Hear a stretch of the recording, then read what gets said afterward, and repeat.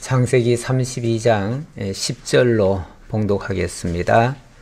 나는 주께서 제 종에게 베푸신 모든 은총과 모든 진실하심을 조금도 감당할 수 없사오나 내가 내 지팡이만 가지고 이 요단을 건넜더니 지금은 두 때나 이루었나이다. 내가 주께 간구하오니 내 형의 손에서 에서의 손에서 나를 건져 내시옵소서. 내가 그를 두려워함은 그가 와서 나와 내 처자들을 칠까 겁이 나기 때문이니이다. 주께서 말씀하시기를 내가 반드시 네게 은혜를 베풀어 내 씨로 바다에 셀 수 없는 모래와 같이 많게 하리라 하셨나이다. 아멘. 12절의 말씀은 일찍이 20년 전에 하나님께서 야곱에게 약속해 주신 그 약속의 말씀이죠. 그리고 보니까 그 약속의 말씀을 야곱이 잘 알고 있네요. 잘 알고 있으면서 지금 벌벌 떨고 있습니다. 두려워 떨고 있어요.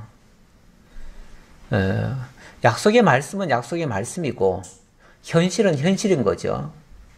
사람들이 약속의 말씀은 좀 멀리 있어 보이고요. 현실은 내 눈앞에 있어요. 그러니까 현실이 더 무서운 거예요. 약속의 말씀이 더 큰 게 아니고 현실이 더 무섭고 내게는 더 큰 걸로 다가오는 거예요. 이게 이제 우리에게도 똑같은 그런 딜레마가 있는데요. 우리가 현실을 볼 거냐, 약속을 볼 거냐. 우리의 시각이 약속 쪽에 있으면은 현실이 어떠하든 두렵지 않을 텐데, 내 눈이 지금 현실에 꽂혀 있으면 약속이 어떻게 돼 있든 간에 나는 두려운 거예요. 그러니까 우리의 시각이 지금 어디를 향하고 있느냐, 내 생각이 지금 어디에 미치고 있느냐, 내가 지금 뭘 믿고 있느냐, 현실을 믿고 있느냐, 약속을 믿고 있느냐, 여기에 따라서 나의 행동은 판이하게 달라질 수 있어요. 정반대로 바뀔 수도 있어요. 내가 벌벌 떨 수도 있고 굉장히 감사할 수도 있고, 그래서 막 힘들어 죽을 지경이 될 수도 있고, 아니면 또 하나님의 그 은혜를 바라보면서 기대감에 가득 찰 수도 있고, 이게 이제 판이하게 다를 수 있는 그런 모습이 오늘 야곱을 통해서도 사실은 보여집니다. 그래서 이 야곱 이야기는 먼 과거의 이야기 같지만은 오늘 우리의 신앙에 비춰보면 전혀 다르지 않아요. 똑같아요.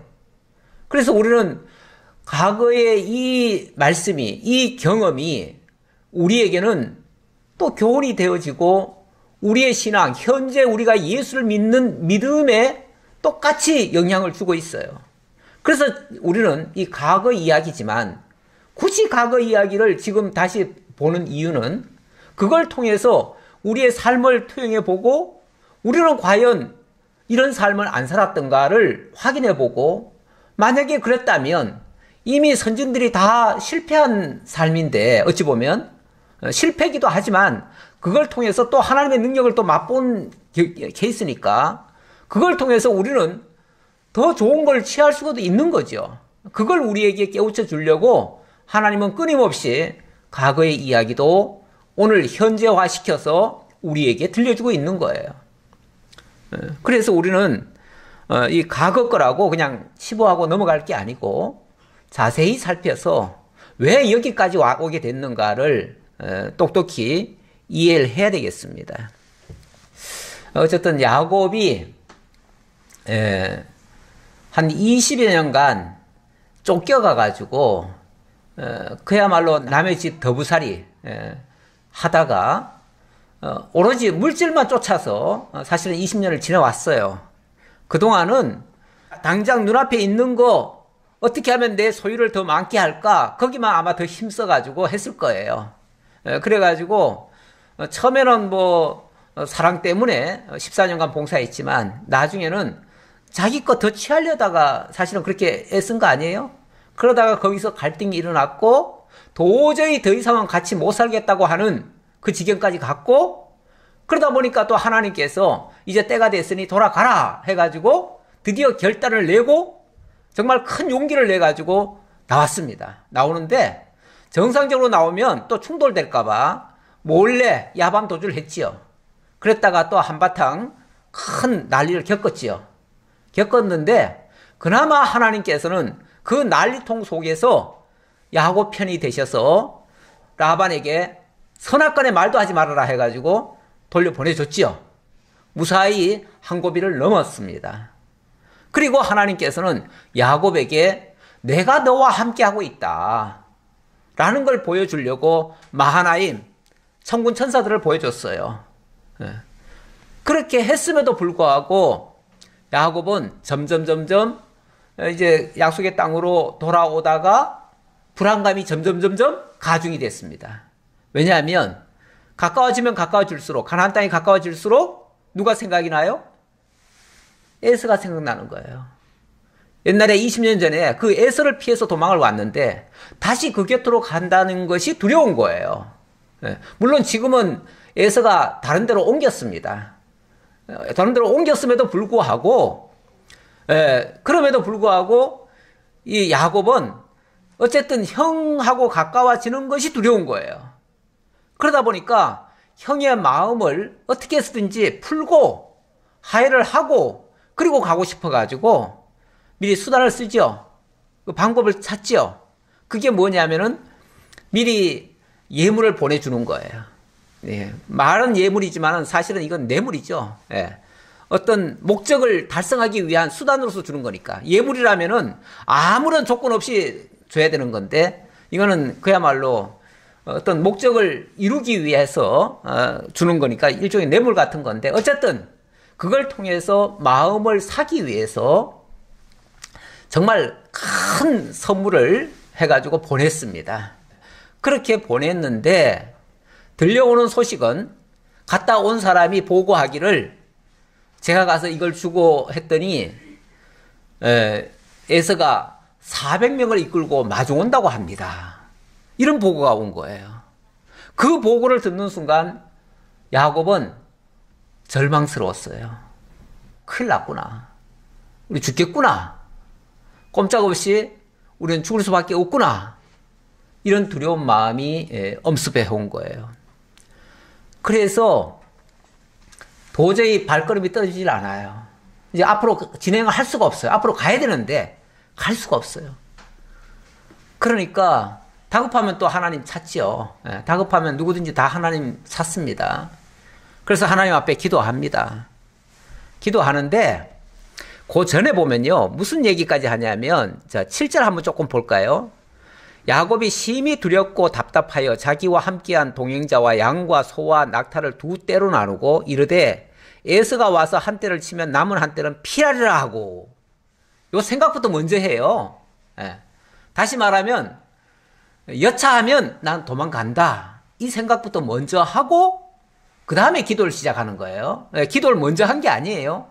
먼저 자기 계획부터 세워놓고 그 다음에 하나님 앞에 이제 기도하는데 그거는 어찌 보면은 이제 떼쓰는 거죠. 뭐 좋게 더 이상 말할 수가 없어서 제가 그냥 떼쓰다 표현을 했어요. 그렇게 하면서 그러면서 하나님 나한테 이렇게 해준다고 하지 않았습니까? 라고 하면서 하는 말이에요. 그러면서 나는 주께서 주의 종에게 베푸신 모든 은총과 모든 진실하심을 조금도 감당할 수 없사오나 내가 내 지팡이만 가지고 이 요단을 건넜더니 지금은 두 때나 이루었나이다. 두 때나 이룬 게 자기 공로인가요? 하나님의 은혜인가요? 아니, 조금 전에 예를 들어서 하나님 이렇게 약속하지 않았습니까? 라고 했다면은 그 약속대로 된 거 아니에요?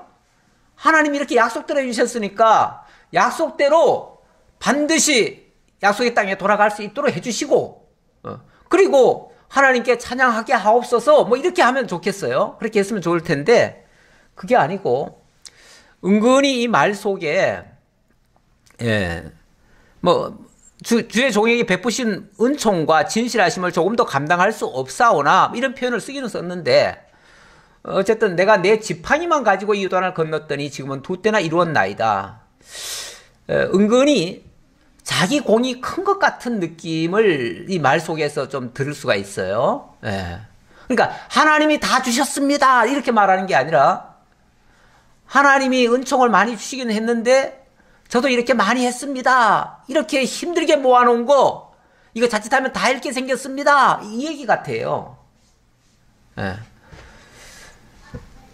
사람들이 받은 은혜에 대한 생각보다는 내가 지금 가지고 있는 것을 잃을까봐 두려워하는 마음이 사실 더 커요. 그래서 받는 것 가지고는 그렇게 감사하지 않아요. 그건 당연한 것처럼 여겨요. 그리고 반대로 내 것이 조금이라도 빼앗긴다고 생각하면 엄청나게 화가 나요. 그건 못 견뎌요. 못 견뎌. 뭐 이번에도 뭐 어떤 선거에서 보니까 사람들이 굉장히 화가 났대요. 왜 화가 났냐 그러니까 그 이유 중 여러 가지 이유가 있겠지만 저는 개인적인 그 재산에 많은 손해가 오지 않았을까. 이번에 이런 뭐 집가도 올라가고 뭐 세금도 올라가고 뭐 거기다가 또 일부에서는 투기도 했다고 하지. 거기에 나는 상대적으로 그 혜택을 못 받았지. 이러니까 거기에 대해서 굉장히 분노가 일어난 것 같아요. 요즘 사람들은 정의나 뭐 진리나 뭐 진실이나 이런 걸 따지는 게 아니고 경제적 이득이 있느냐 없느냐를 먼저 따지는 것 같아요. 옛날 세대들하고 생각이 좀 달라요. 요즘은 일단은 경제가 우선이에요. 첫째는 생활이 안정이 돼야 되고 그것을 제우선으로 여기는 것 같아요. 야곱의 모습에서도 어쨌든 그런 모습이 뭐 좀 엿보입니다. 엿보여서 제가 하는 말이고요. 그게 중요하지요. 중요해요. 그렇게 많은 때를 이루어놨는데 지금 에서한테 다 뺏기게 생겼잖아요. 다 뺏기는 정도가 아니라 목숨까지 지금 날아가게 생겼잖아요. 어찌 그게 큰 일이 아니겠어요. 두렵지요. 그래서 11절 내가 주께 간구하오니 내 형의 손에서 에서의 손에서 나를 건져 내시옵소서. 내가 그를 두려워함은 그가 와서 나와 내 처자들을 칠까 겁이 나기 때문이니이다. 하나님 나 책임지세요. 내 생명 책임지세요. 지금 에서가 지금 온다는데 에서가 오면 꼼짝없이 우리는 다 죽게 생겼는데 이거 막아주세요. 지금 그 얘기죠. 쉽게 표현하면 그 얘기예요. 그러니까 에서는 틀림없이 와서 자기를 공격할 것이다 라고 하는 이 생각을 먼저 가지고 있어요.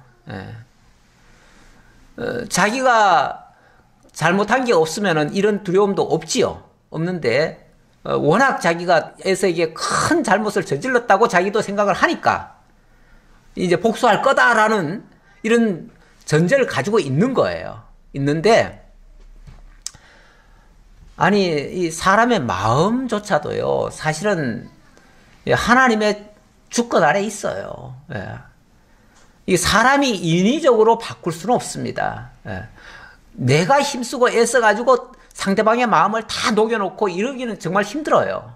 힘드는데 우리 하나님께서 하신다면 정말 원수도 바꿔놓을 수 있어요.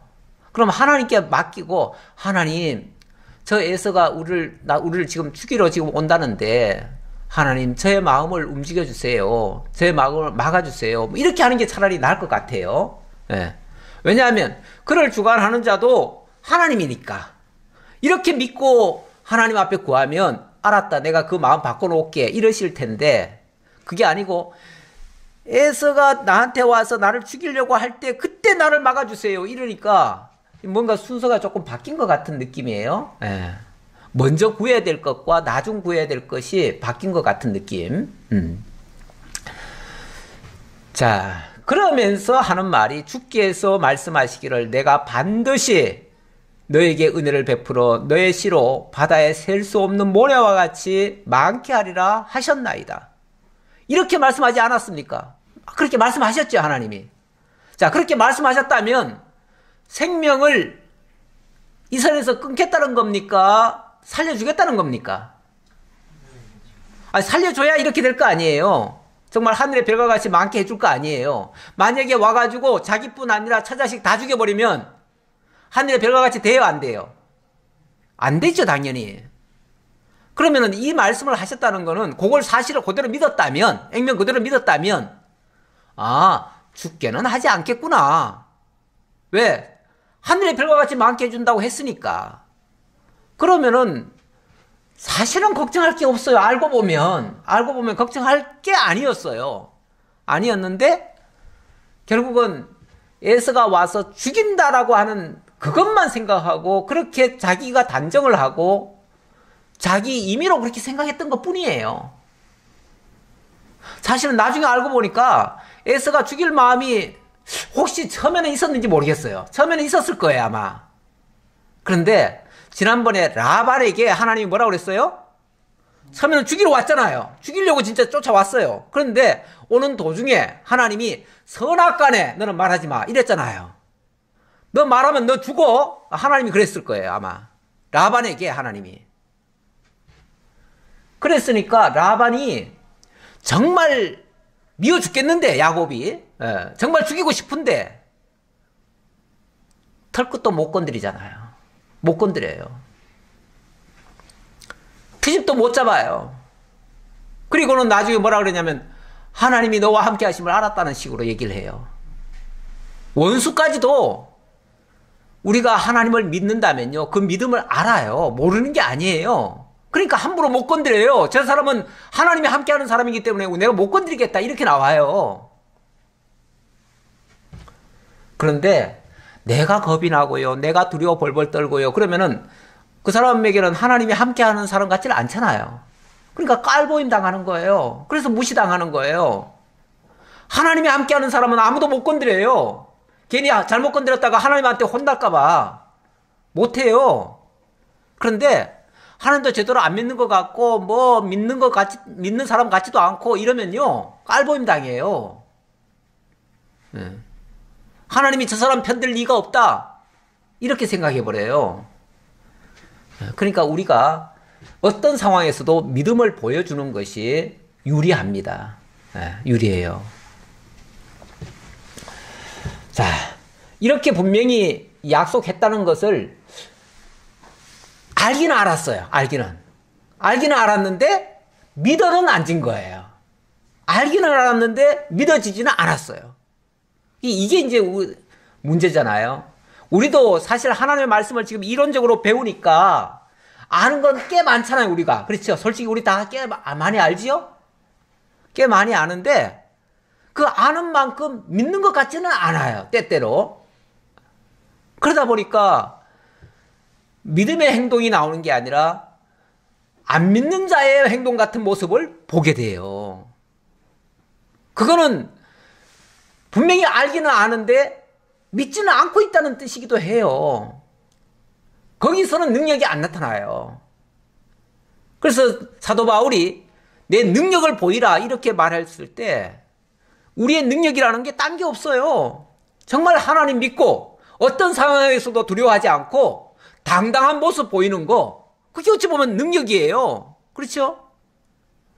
그런데 뭐 조그만 일만 당하면 곧 죽을까봐 벌벌벌 떨고 막 울고 불고 뭐 막 불안해가지고 초조해하고 뭐 어찌 될 줄 모르고 어떻게 해야 될 바를 모르면은 지금 믿음으로 지금 대하는 게 아니에요, 그게. 그래서 우리는 정말 아는 것이 중요한데 아는 것에서 그쳐서는 안 된다. 그걸 정말 생명처럼 믿음으로 받아들이고 어떤 경우에도 흔들리지 않는 것이 진짜 아는 것과 믿는 것이 하나 된 사람의 모습이다라고 보여집니다.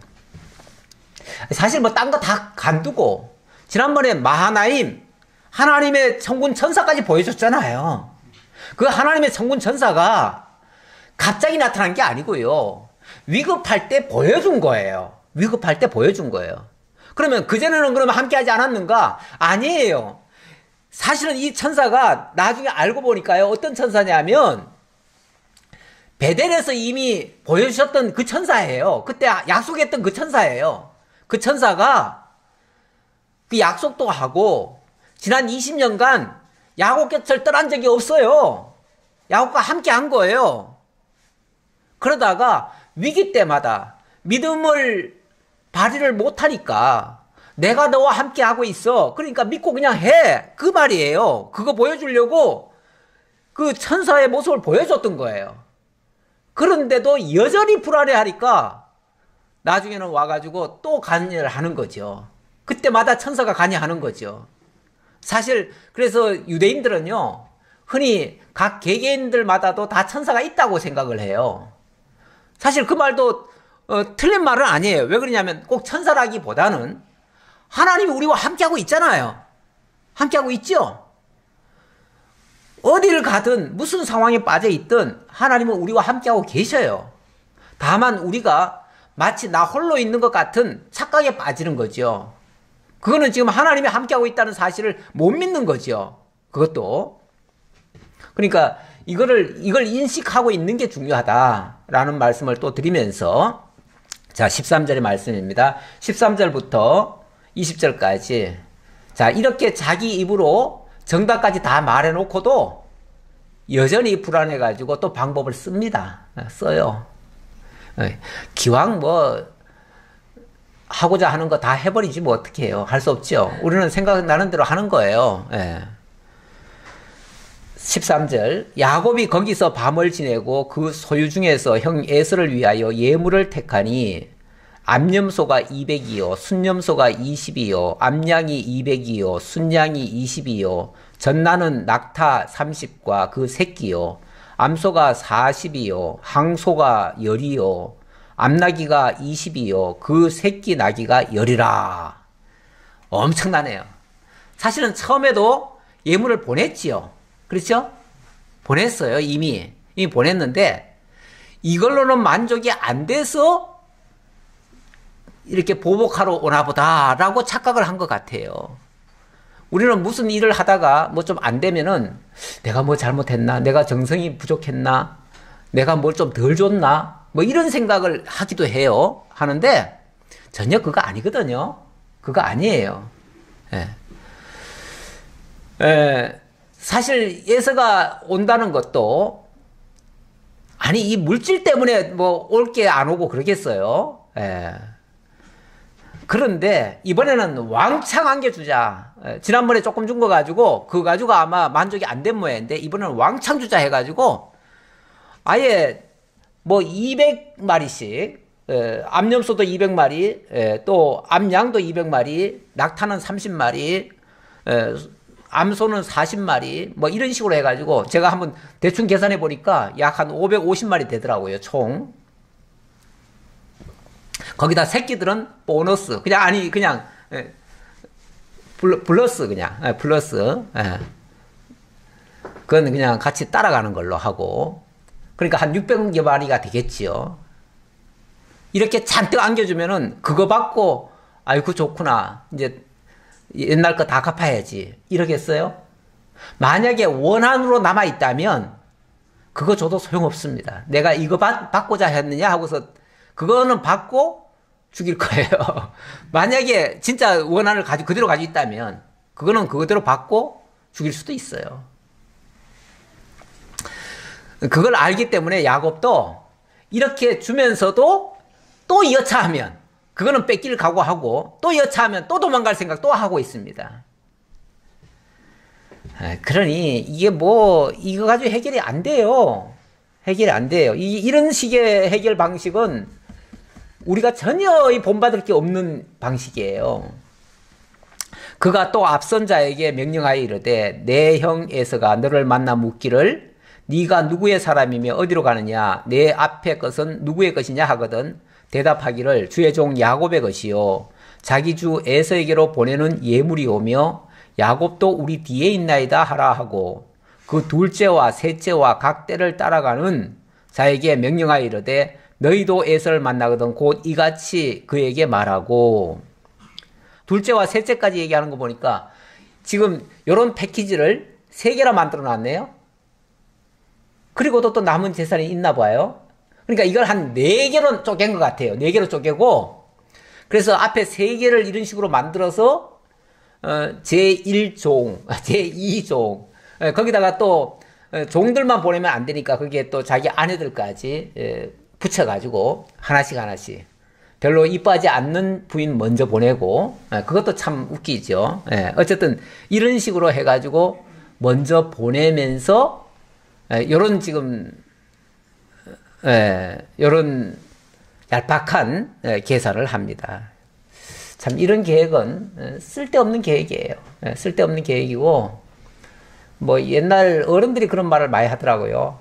밤새도록 공부해가지고 밤새도록 연구해가지고 뭘 만들어냈는데 죽을 일만 찾는다고. 뭐 그런 게 있어요. 그러니까 밤새도록 고민해봤자 그거 쓸데없는 고민이다 이런 얘기예요.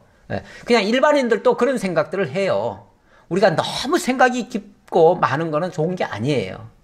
사실은 하나님의 말씀에 의하면은 간단 명료하잖아요. 단순하잖아요. 얼마나 하나님의 말씀이 명쾌해요. 그냥 분명하잖아요. 하나님이 이랬다 저랬다 뭐 하시나요?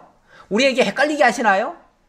하나님은 아주 분명하게 말씀하셔요. 분명하게 말씀하시기 때문에 하나님의 말씀 앞에서 우리가 뭐 어려울 게 하나도 없어요. 그냥 그대로 믿느냐 안 믿느냐 차이예요. 믿느냐 안 믿느냐지 뭐 제대로 아느냐 모르냐. 사실은 우리가 웬만큼만 배우면요 다 알아요. 아는 거는 그렇잖아요. 솔직히.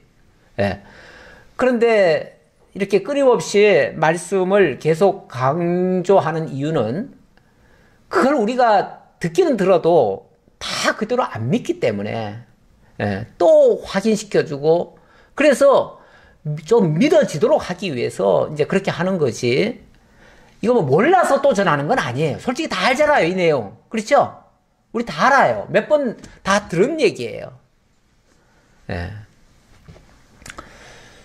자, 그러면서 또 너희는 말하기를 주의 종 야곱이 우리 뒤에 있다 하라 하니 이는 야곱이 말하기를 내가 내 앞에 보내는 예물로 형의 감정을 푼 후에 대면하면 형이 혹시 나를 받아주리라 함이었더라.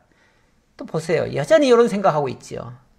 제가 억지로 지금 꾸며낸 얘기가 아니고 성경에서 그렇게 얘기를 하고 있어요. 야곱이 이런 생각으로 지금 하고 있다고. 왜 이렇게 예물을 나눠가지고 이렇게 막 무더기로 갖다가 안겨다 주는가?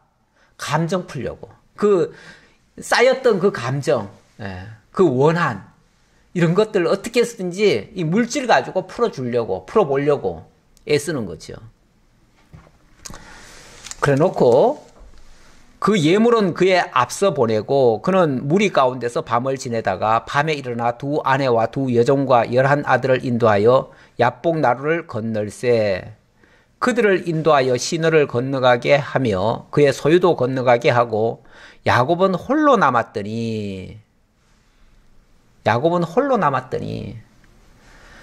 이렇게 해가지고 종들 먼저 제일 앞세우고 그 다음에 자기 부인과 처자식들 다 또 뒤에 딸라 보내고 그래 놓고도 자기는 못 가겠는 거예요. 이 야복 나루를 건너서 이제 가야 되는데 그 야복 나루를 못 건너겠는 거예요. 이게 야복 강이라고도 하고 야복 나루라고도 하죠. 사실은 뭐 강이라는 개념이 이스라엘은 크게 없어요. 강이 작아야 다. 우리 수준으로 말하면 그 나루밖에 안 돼요. 그래서 야복 나루라고. 옛날에는 야복 강이라고 그랬죠? 강이라고 그랬는데, 나중에 가본 사람들이 하도 작으니까, 강이라고 하기는 그렇다 해가지고 나루라고 한 것 같아요. 그래서, 그걸 건너는데, 이제 홀로 남았다. 자기 발걸음은 도저히 안 떨어지는 거예요. 안 떨어져요. 여전히, 그거 죽어도 마음이 아직 안심이 안 돼요. 그렇죠. 이게 지금 무슨 물질 가지고 해결될 문제가 아니잖아요. 그 사람의 마음이라는 게, 물론 뭐, 물질에 넘어가는 사람도 많아요. 많긴 많지만, 세상에서는 그런 일도 흔하긴 흔해요. 그런데 우리 믿음의 세계에서는 그게 잘 안 통합니다. 홀로 남았더니 어떤 사람이 날이 새도록 야곱과 씨름하다가, 자기가 야곱을 이기지 못함을 보고 그가 야곱의 허벅지 관절을 치매 야곱의 허벅지 관절이 그 사람과 씨름할 때 어긋났더라. 웬 사람이 거기에 끼었을까요? 자관 뭐 지금 밤인 것 같고요. 밤이니까 정확히 누군지는 모르겠고요. 그런데 어떤 사람이 와가지고 왜 니는 안 넘어가냐? 니도 넘어가라. 그리고 막 밀어제키는 것 같아요. 그러니까 아니 나는 못 가겠습니다. 나는 못 가겠습니다. 그랬더니 아 너도 같이 가야지. 네가 갈 곳은 저쪽이야. 네가 여기서 머물면 안 돼. 빨리 가. 빨리 가. 하고서 막 밀어제킨 것 같아요. 그러니까 야곱이 다리를 붙잡고는 당신이 내 생명을 책임진다고 하는 보증을 하기 전까지는 난 못 가겠어. 이런 것 같아요. 예. 그래서 하는 말이 그가 이르되 날이 세려하니 나로 가게 하라. 야곱이 이르되 당신이 내게 축복하지 아니하면 가게 하지 아니하겠나이다. 이제 조르다가 처음에는 이제 막 이 사람이 야곱을 밀어붙이려고 했죠. 가게끔 하려고 하는데 안 가는 거예요. 안 가려고 하니까 네 안 가면은 나 혼자 그냥 가겠다 그러고 그냥 가려고 하니까 또 다리를 붙잡는 거예요. 그리고는 당신이 그냥 가버리면 어떡하냐고. 나를 책임지라고. 나의 생명을 보장하라고.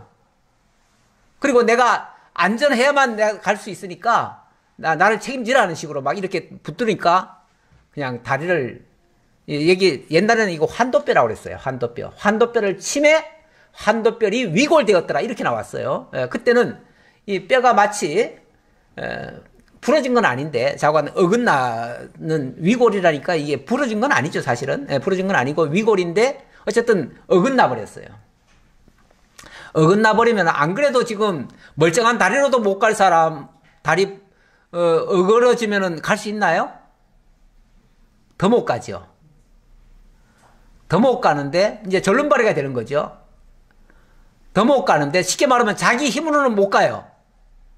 어차피 자기 힘으로는 못 가요.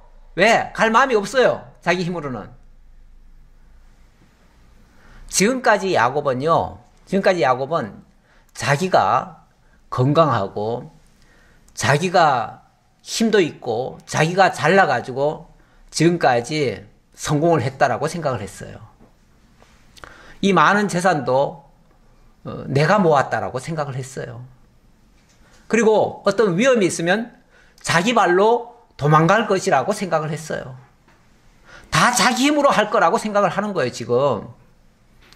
그런데 이 사람이 누군지는 조금 이따가 이제 설명이 나오겠지만 자관 이 사람이 관여하면서 강제로 하려다가 안 되니까 포기하려는데 또 때를 쓰니까 나중에는 결국은 그냥 허벅지 다리 그 관절을 그냥 허벅지 관절 거기를 완전히 어긋나게 만들어 버렸대요. 그러니까 이제 절름발이가 됐죠. 이제 절름발이 되면은 자기 힘으로는 진짜 못 갑니다. 이제 자기 힘은 이제 완전히 끝난 거예요. 이제 더 이상 못 가게 된 거예요. 그런데 못 가게 되었을 때가 사실은 뭐 할 수 있는 건가요? 끌려서 가는 거죠, 이제. 예. 그러니까 자기 힘이 있을 때는요, 안 가겠다고 발버둥 친 거 아니에요? 근데 하나님은 그쪽이 약속이 따이니까 가야지요. 가야 되는데 안 가겠다고 발버둥 치니까 하나님이 다리를 어긋나게 해서라도 끌고 가는 거죠. 절름발을 만들어서라도 끌고 가는 거죠. 이게 하나님이 하시는 방식입니다. 내가 못하겠다면 하나님이 나를 절름발이 만들어서라도 끌고 가게 할 수 있어요. 이렇게 해서라도 하나님은 가게 하셔요. 그 대신 자기 힘이 있을 때는요, 자기가 하는 줄로 착각을 해요. 근데 자기가 못할 때는 결국은 그 사람의 도움으로 가게 되죠. 어찌 보면 하나님을 의지하고 가게 되는 거죠. 끌려서라도 가는 거죠. 어찌 보면 이렇게 절름발이 된 것이 야곱에게는 이게 화가 아니고요. 이게 복입니다. 복이에요. 그래야 갈 수 있으니까요. 이제는 어찌할 수 없어서 가는 거겠지만 그렇게 해서라도 가야 되니까요. 그 사람이 그에게 이르되 너의 이름이 무엇이냐? 그가 이르되 야곱이니이다. 그가 이르되 내 이름을 다시는 야곱이라 부를 것이 아니요 이스라엘이라 부를 것이니 이는 네가 하나님과 및 사람들과 겨루어 이겼음이니라. 그런데 이 사람이 야곱에 대해서 아주 좋게 얘기를 해주네요. 너 이름 뭐냐? 설마 몰라서 묻겠어요? 알겠지요. 알지만 상대방으로 하여금 네 자신을 좀 똑바로 알아라. 일단 그거지요. 예. 네 자신을 알렸다. 이거겠죠. 그 야곱입니다. 야곱이라는 말, 원래 야곱이라고 이름 지은 이유가 처음에 뭐죠? 경쟁했다. 형과 에서와 치열하게 먼저 나오려고 발버둥 쳤잖아요. 그래서 호세아 12장인가에 보면은 야곱이 형의 발꿈치를 잡고 먼저 나오려고 경쟁적으로 나왔다. 뭐 이런 식으로 얘기가 나와 있어요. 기록이 돼 있어요. 예. 그래서 경쟁자라고 지은 거거든요. 쉽게 말하면 이 사람은 치열하게 싸우면서 산 사람이에요. 뭔가를 얻겠다고, 자기가 이기겠다고, 이기는 걸 아주 소원한 사람이에요. 지금까지 그렇게 살아왔어요. 그걸 위해서는 수단 방법 안 가리고 심지어 쏘기까지 해가면서 했어요. 그러면 진짜 이긴 자가 됐는가? 경쟁자까지는 됐는데 이긴 자까지는 못 됐어요. 사실은 이긴 자가 안 됐어요. 예. 지금도 이렇게 벌벌벌 떨고 있는 거는 이긴 자의 모습이 아니에요. 이긴 자라면 이렇게 살면 안 되죠. 이거 비열한 모습 아니에요? 이긴 자라면 당당해야지요. 그런데 이스라엘이란 이름은요, 이긴 자예요. 이 경쟁자에서 이긴 자로 바꿔주는 거예요. 어떻게 바꿔줘요? 조금 속된 표현으로 말하면 다리 분질러가지고 다리 분질러가지고 그래가지고 이기게 했어요. 그렇게 이기게 하겠다는 거예요. 이제 이스라엘로 이제 바꿔준다는 말은 앞으로는 이긴 자로 하게 하겠다 그 얘기죠. 이긴 자 만들어주겠다 그 얘기죠. 우리 하나님 사실 야곱과 함께 언약해 주셨지요. 여호와의 사자 붙여주셨지요. 마하나임 천군천사 보여주셨잖아요. 그랬지요. 또 여기서는 하나님과 및 사람들과 겨루어 이겼다 이기까지 하죠. 다시 말하면 하나님이 져주신 거예요. 하나님이 이 고집불통 야곱에게 져주시기까지 했어요. 그리고 이제는 또 축복 안 해주면 또 못 가게 하겠다고 하니까 또 축복까지 해줬죠. 축복까지 해주고 그 다음에는 또 이름까지 이스라엘로 고쳐줬어요. 우리 하나님 정말 엄청나게 중요한 내용을 다 해주셨어요. 하나님은 사실은 당신의 백성들에게 아낌없이 주십니다. 이렇게 심지어 저까지 주셔요.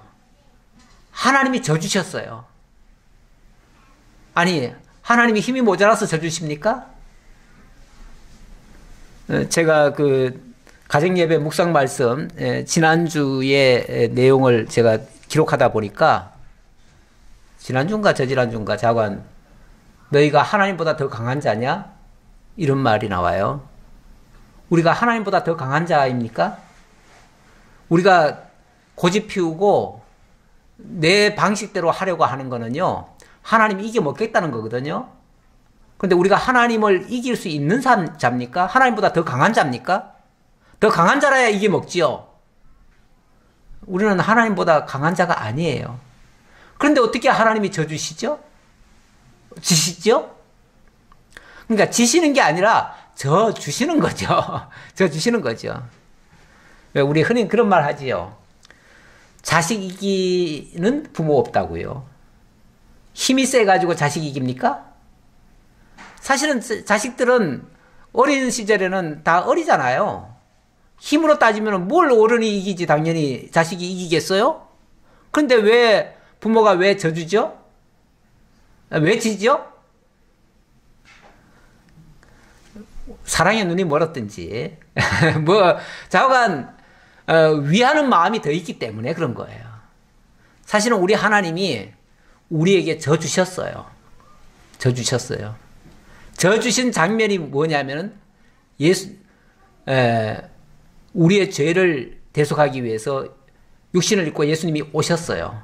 오셔가지고 우리가 막 악을 쓰고 고집을 피우니까 당신이 십자가에 져 주셨어요. 죽어 주셨어요. 그러는 바람에 우리가 그 은혜로 살아난 거예요.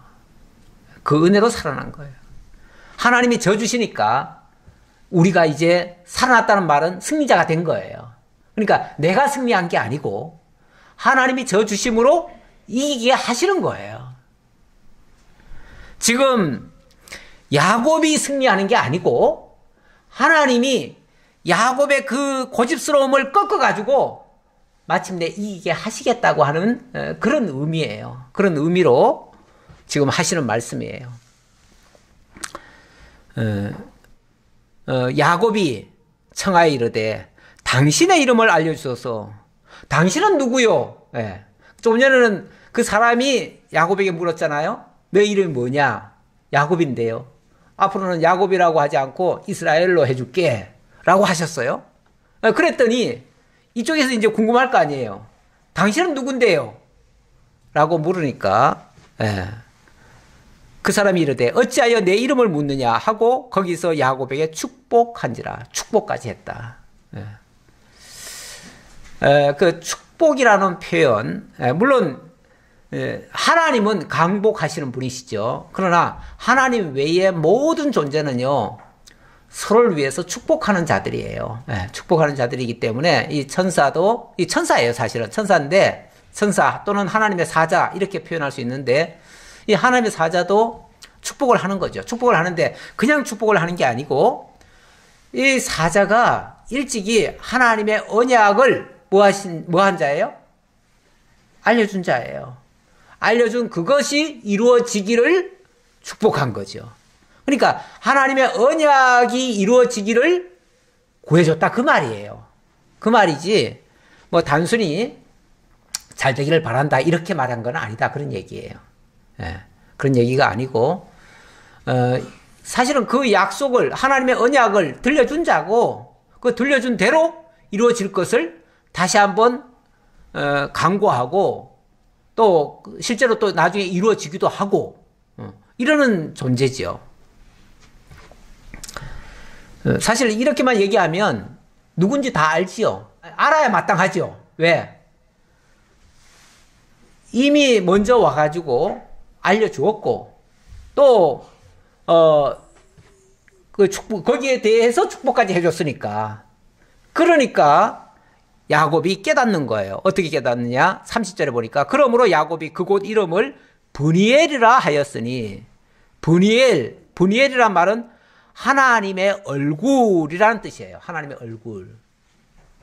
하나님의 그러고 보니까 저 사람이 아니고 하나님이 얼굴을 보여준 거구나. 하나님이 얼굴로 보여준 거구나. 그 얘기죠. 원래 하나님은 얼굴이 있어요, 없어요? 모르겠어요. 나중에 천국 가보면은 하나님의 얼굴을 그때는 볼 수 있을런지 몰라도 자관 우리가 이 땅에 사는 동안은 하나님의 얼굴을 지금까지 본 자가 아무도 없어요. 그래서 우리는 그 하나님의 얼굴이 어떻게 생겼다고 말할 수가 없어요. 어떤 사람들은 뭐 그림을 통해서 하나님의 얼굴을 그리는 사람도 있긴 있는데 엄밀한 의미에서 하나님의 얼굴은 그릴 수가 없어요. 왜냐하면 사람의 모양이라고 말하기도 힘들어요. 물론 그 말씀이 육신이 되어서 우리 가운데 오셔서 우리 모습을 보여줬으니까 그걸 보고 하나님도 이렇게 생겼을 것이다 라고 생각을 하는데 그건 어디까지나 우리와 같이 되시려고 우리 모양을 보이신 거지 우리 모양으로 당신을 계시하신 거지 그 얼굴이라는 얘기는 아니에요. 그러니까 엄밀한 의미에서 우리가 하나님을 볼 수는 없어요. 그런데 또 하나님은 우리에게 당신의 얼굴을 보여주셨어요. 그 보여주신 것이 바로 예수님이죠. 예수님이에요. 말씀이 육신이 되어서 우리 가운데 오셔서 정말 그 예수님을 통해서 하나님을 보여주셨어요. 제가 오늘 좀 묵상한 말씀이 요한복음 14장 6절 이하의 말씀인데 예수님이 그렇게 말씀하시죠. 내가 곧 길이요 진리요 생명이니 나로 말미암지 않고는 아버지께로 올 자가 없다. 이렇게 얘기하니까 그러면서 나를 본 자는 내 아버지도 보았다. 너희가 그를 알았고 나를 통해서 그를 알았고 또 보았느니라. 이렇게 얘기를 해요. 그러니까 이게 무슨 소리인가 이해가 잘 안 되죠. 너희가 나를 통해서 하나님을 알고 하나님을 보았다라고 하니까 빌립이 약간 그 궁금증이 많은 사람이에요. 그래서 이 사람이 질문을 하죠. 예수님, 우리에게 하나님 아버지 좀 보여주세요. 그러니까 야, 너희들이 여지껏 나하고 이렇게 같이 있었으면서 또 하나님을 보여달라고 하느냐. 나를 본 자가 곧 하나님을 본 거야. 나를 통해서 하나님 보여준 거야. 라고 하는데 그게 무슨 소리인지를 잘 몰라요. 그래서 나를 본 자는 아버지를 보았거늘 어찌하여 아버지를 보이라 하느냐. 나를 본 자는 이미 하나님을 본 건데 어떻게 또 보여달라고 하느냐. 새로운 걸 또 뭐 보여달라고 하느냐. 예수님의 얼굴이 따로 있고 하나님의 얼굴이 따로 있고 또 뭐 성령님이 또 따로 계시고 이렇게 생각하는 사람들이 꽤 많아요. 그렇게 많은데 사실은 삼위일체라고 그러잖아요. 삼위일체.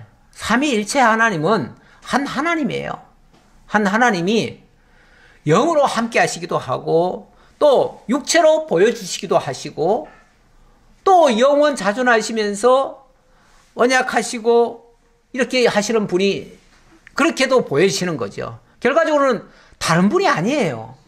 그래서 우리가 구약에서 여호와 하나님 이야기하면 그 하나님이 신약에 와서는 결국은 예수 그리스도예요. 굳이 이거를 구분해가지고 뭐 우리는 예수만 믿어야 된다. 예수 믿어야지요. 그럼 하나님 믿는 사람은 예수 안 믿는 사람입니까? 아니, 예수님이 뭐라고 그랬어요? 나를 믿는 자는 내 아버지를 믿는 것이요. 나를 통해서 아버지께로 간다. 그랬으니까 예수 믿는 것이 하나님 믿는 것이고 원래는 우리가 다 하나님을 믿어야 되는 거죠. 근데 그 하나님이 보이지도 않지. 어떤 형체인지 알 수가 없잖아요. 알 수가 없으니까 우리가 믿고 싶어도 그분이 어떤 분인지를 몰라요. 모르는데 예수님이 오셔서 당신의 그 행적과 당신의 말씀과 당신의 그 하신 일을 통해서 하나님을 보여준 거예요. 그러니까 그 예수를 믿으면 곧 하나님을 믿는 결과가 되는 거예요. 그래서 예수 믿는다는 말과 하나님 믿는다는 말이 다른 말이 아니에요. 이걸 자꾸 구분하시는 분들이 있는데 구분할 이유가 없어요. 한 하나님이에요. 한 하나님. 그래서 예수를 통해서 하나님을 더 확실히 안다는 의미지 근본적으로 우리는 하나님을 믿는 거예요. 그런데 예수를 통하지 않고는 그 하나님을 볼 수가 없으니까 못 보는 거죠. 오늘 구약시대에 야곱에게 하나님 얼굴을 보여준 겁니다. 누가요? 이 사자가 보여준 거예요. 결국은 하나님이 당신의 얼굴을 인간들에게 보여주는 방식이 구약시대 때는 이렇게 사자를 통해서 뭐 때로는 꿈과 환상을 통해서도 보여줄 수 있어요. 또 이렇게 사자를 보내서 보여줄 수도 있고요. 근데 신약시대에는 바로 예수 그리스도를 통해서 직접 보여주셨고요. 그리고 오늘날은 이제 더 이상 지금은 예수님도 지금 우리 곁에 안 계셔요. 지금. 그렇죠? 그럼 우리가 어떻게 믿어요?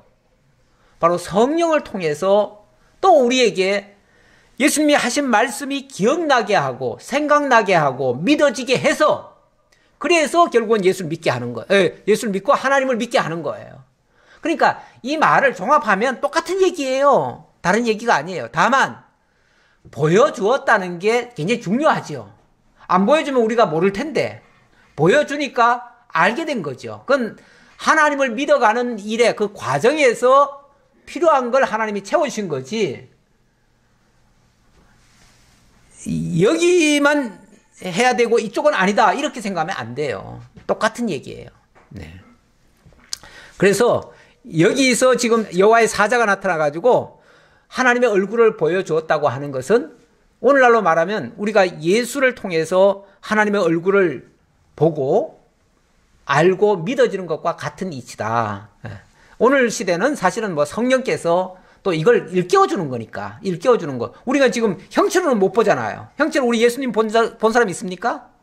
지금 예수님도 못 봐요. 하나님도 못 보지만 예수님도 못 봐요. 마찬가지로 성령도 못 봐요. 지금은 보고 믿는 게 아니에요. 예. 본다는 것도 이 눈으로 보는 게 아니라 그야말로 영안으로 깨닫는 거죠. 30절 다시 한번 읽을게요. 그러므로 야곱이 그곳 이름을 브니엘이라 하였으니 그가 이르기를 내가 하나님과 대면하여 보았으나 내 생명이 보존되었다 함이더라. 그가 브니엘을 지날 때에 해가 돋았고 그의 허벅다리로 말미암아 절었더라. 절었더라. 이제 어떻게 해요? 절름발이가 돼가지고 약속의 땅으로 넘어가는 거죠. 이제 하나님이 함께 하신다는 걸 이제 알았으니까 넘어가는 거죠. 넘어가는 거예요. 그 사람이 야곱의 허벅지 관절에 있는 둔부의 힘줄을 쳤으므로 이스라엘 사람들이 지금까지 허벅지 관절에 있는 둔부의 힘줄을 먹지 아니하더라. 이 부위는 그 다음부터는 아예 이 야곱이 생각나가지고, 야곱은 자기들의 믿음의 조상인데 그 둔부를 먹을 적마다 그 엉덩이 살이죠, 둔부가. 엉덩이 살에 있는 그 힘줄 부위, 이 부분은 안 먹었대요. 고기를 먹을 때도 안 먹었는데 아마 그거 먹으면은 우리 조상님이 이렇게 관절을 다쳐가지고 얼마나 고생을 했는데 이걸 우리가 어떻게 먹으랴 이런 생각이 들었던가 봐요. 그래서 그 뒤로는 이스라엘 민족이 아예 이 부분을 먹지를 않았다. 안 먹어야 되는 게 아니고 자고가 그 생각이 나가지고 안 먹게 됐다. 우리가 그 하나님의 역사를 기억하는 건 여러 가지 방편이 있습니다. 방편이 있는데 뭔가를 그때 것을 기억하고 기념하는 거, 이것도 사실은 필요한 거예요.